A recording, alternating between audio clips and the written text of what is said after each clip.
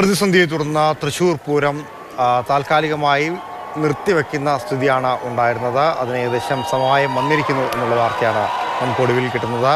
ഇന്നലെ രാത്രിയോടുകൂടിയാണ് പ്രതിസന്ധിക്ക് തുടക്കം കുറിച്ചത്. അതായത് പൂരത്തിന് വെടിക്കെട്ട് കാണാൻ വേണ്ടി എത്തിയിരുന്ന ആളുകളെ പോലീസ് ബാരിക്കേഡ് വെച്ച് തടഞ്ഞതോടുകൂടിയാണ് പ്രതിഷേധം ആരംഭിച്ചത്.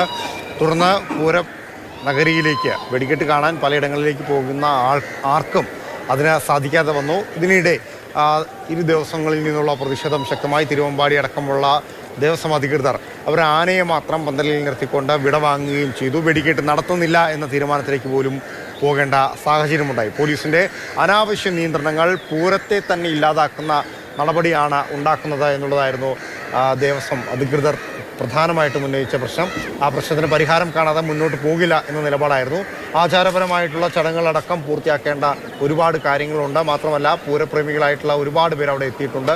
അവർക്കും മേലായിരുന്നു ഈ നിയന്ത്രണങ്ങൾ അത്രയും കൊണ്ടുവന്നത്. സിറ്റി പോലീസ് കമ്മീഷണർ കർശന നിയന്ത്രണങ്ങൾ ഏർപ്പെടുത്തി എന്നുള്ളതാണ് പലരും പറഞ്ഞത്. അത് പൂരത്തെ അടിമുടി ബാധിച്ചു. KB ശ്രീധരൻ പൂരനഗരിൽ നിന്ന് നമ്മോടൊപ്പം ഉണ്ട്. ശ്രീധരൻ, സാധാരണ 3 മണിക്ക് വെടിക്കെട്ട് ഉണ്ടാകും, അതിന് മുമ്പുള്ള സജ്ജീകരണങ്ങളുണ്ടാകും.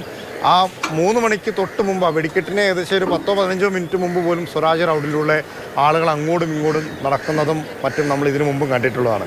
വെടിക്കെട്ട് നടങ്ങാൻ ഏകദേശം ഒരു 5-10 മിനിറ്റ് സമയമുള്ളപ്പോൾ അലാറം നൽകിക്കൊണ്ട് ആ പൂരനഗരിയിലുള്ള എല്ലാവരോടും വെടിക്കെട്ട് തുടങ്ങിയാണ് എന്നുള്ള അലാറം നൽകിക്കൊണ്ട് അതിനുള്ള സൂചനകൾ നൽകുന്നതാണ് ഇതിനു മുമ്പ് ഞാൻ കണ്ടിട്ടുള്ള കാഴ്ച. ഞാൻ പൂരം റിപ്പോർട്ട് ചെയ്ത കാലത്തും നമ്മൾ പൂരം കണ്ടിട്ടുള്ള കാലത്തും എല്ലാം ഇതാണ് കണ്ടിട്ടുള്ളത്.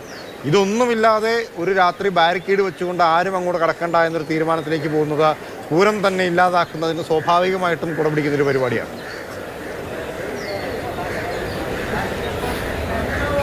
ഞാൻ പൊതുവിൽ ആളുകളുടെ ഒരു പ്രതികരണം വരുന്നത് ആ തരത്തിൽ തന്നെയാണ്.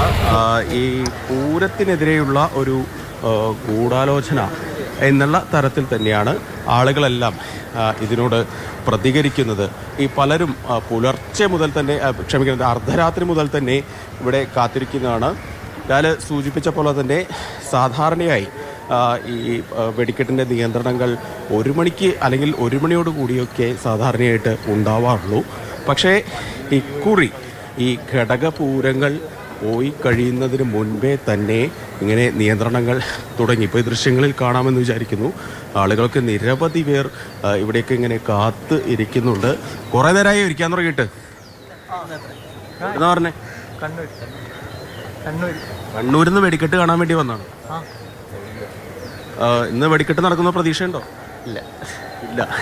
രാവിലെ ആയില്ലോ അല്ലേ? 6:00 നടത്തുമെന്നാണ് പറയുന്നത്.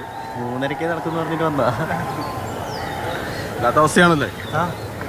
അപ്പോൾ ആളുകളുടെ ഒരു പ്രതികരണം ആണ് നമ്മളിങ്ങനെ കണ്ടത്. നിരവധി ആളുകൾ ഇതുപോലെ കാത്തിരിക്കുന്നുണ്ട്. എന്താ അവസ്ഥ കേട്ടോ?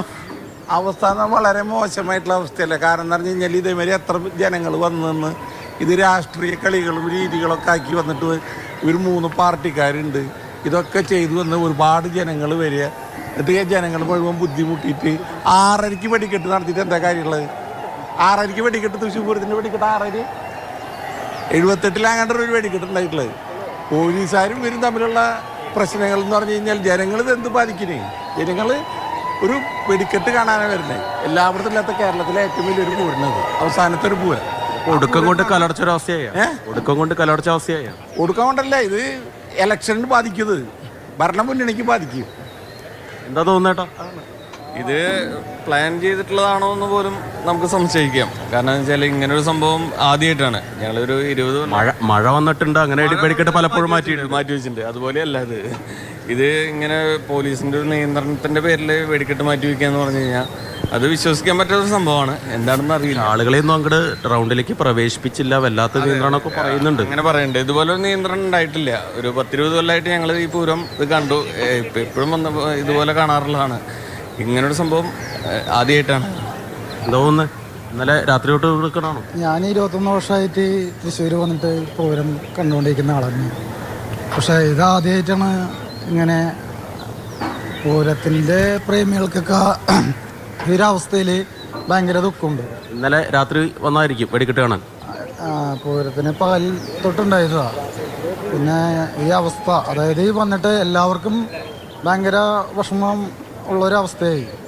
ഇതിപ്പോൾ ചെയ്യേണ്ട കാര്യങ്ങൾ അത് സർക്കാരിൻ്റെ ഭാഗത്തു നിന്നാണെങ്കിലും ശരി, ഇപ്പോൾ നമ്മുടെ മുന്നിൽ എന്താണ് അടുത്ത പ്ലാറ്റ്ഫോം അതിൻ്റേതായിട്ടുള്ള കാര്യങ്ങളെല്ലാം ഇപ്പോൾ മോശമായ രൂപത്തിലാണ് ഇപ്പോൾ കൊണ്ടുപോകുന്നത്.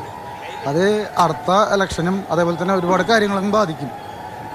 ഏതായാലും ഒരു പ്രതികരണങ്ങൾ ആളുകളുടെ ഏതായാലും വളരെ രൂക്ഷമായി തന്നെയാണ് വരുന്നത്. ഈ ഒടുക്കം കൊണ്ട് കലവടച്ചു എന്നൊക്കെ ലാലെ നമ്മൾ പറയാറില്ലേ, അമ്മാരി പ്രതികരണമാണ്. ഇത്രയും ഗംഭീരമായ ഒരു പരിപാടി നടത്തിയിട്ട് ഏറ്റവും ഒടുവിൽ കൊണ്ടുപോയി അതിൽ അനാവശ്യമായ തർക്കങ്ങളിലേക്ക് കാര്യങ്ങൾ കൊണ്ടുപോയി എന്നതിൻ്റെ സൂചന തന്നെയാണ്. ശ്രീധര, നമുക്ക് തിരികെ എത്താം. കൂടുതൽ ആളുകളുടെ പ്രതികരണം ഏത് രീതിയിലാണ് എന്ന കാര്യം കൂടി പരിശോധിക്കാം.